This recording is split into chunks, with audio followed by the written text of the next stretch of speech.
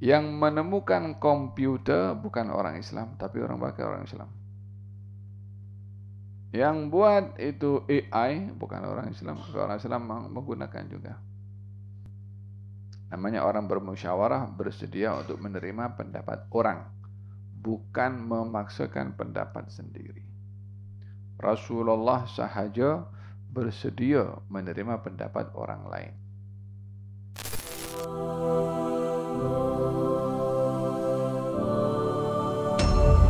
Fa'ajaba dzalika al-muslimin, maka pandangan Salman ini menarik perhatian kaum muslimin. Betul lah. Di sini Nabi SAW mengambil pendapatnya Salman Al-Farisi. Menerima pendapat daripada orang bila ia adalah dilihat lebih baik adalah satu sikap yang bijaksana walaupun berbeza dengan pandangan dan pendapatnya sendiri. Namanya orang bermusyawarah, bersedia untuk menerima pendapat orang, bukan memaksakan pendapat sendiri. Rasulullah sahaja bersedia menerima pendapat orang lain. Faham dong? Maka adab dalam bermusyawarah, selain kita ingin mengedepankan pendapat kita, hendaklah kita bersedia mendengar pendapat orang lain.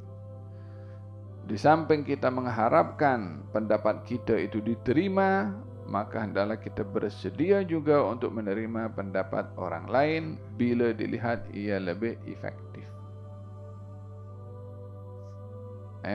Ada berkenaan dengan musyawarah. Yang menjadi kesalahan dalam musyawarah kalau dia paksakan. Pendapat aku adalah yang paling betul.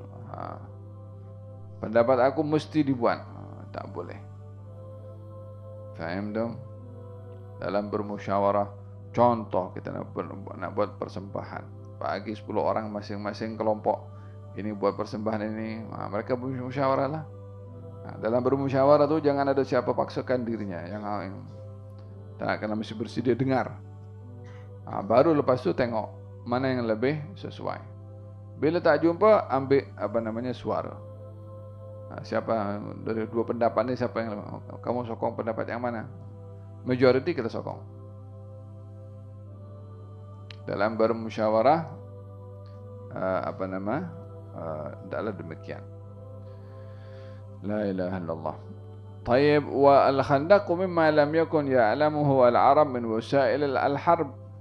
Orang Arab dahulu bila berperang tak terfikir pun untuk ada orang gali parit dalam berperang. Maka ketika dalam peperangan Khandaq ini, ketika mereka berjalan dah dekat dengan Madinah, mendapati laluan mereka dihalang dengan parit yang besar, maka mereka terkejut. Kita tak pernah ada peperangan ini yang kita dihadapkan dengan satu strategi yang seperti ini. Ini first time kita dapat. First time kita jumpa. Kata kaum musyrikin Quraisy, ini adalah bukan strategi yang biasa dipakai oleh orang Arab. Memang betul, karena strategi itu datangnya daripada Salman, dan Salman daripada Persia. Dalam hal ini tidaklah merupakan kesalahan bagi seseorang bila ingin mengambil pendapat golongan lain, hatta golongan itu bukan Islam, kalau itu memberi manfaat kepada orang Islam. Yang menemukan komputer bukan orang Islam, tapi orang pakai orang Islam.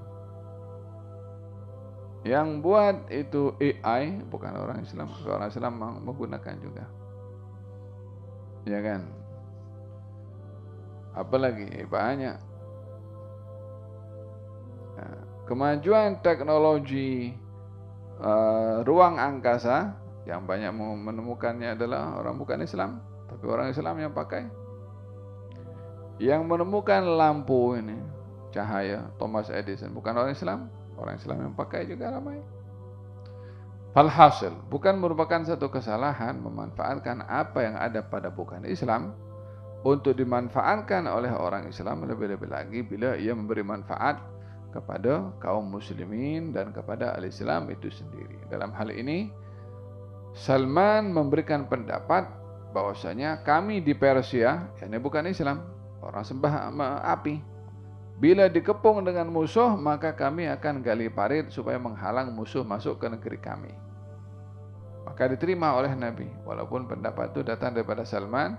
Salmannya orang Islam, tapi Salman itu menukil pengalaman orang-orang atau bangsanya di Persia. Bila dikepung maka mereka akan menggali parit.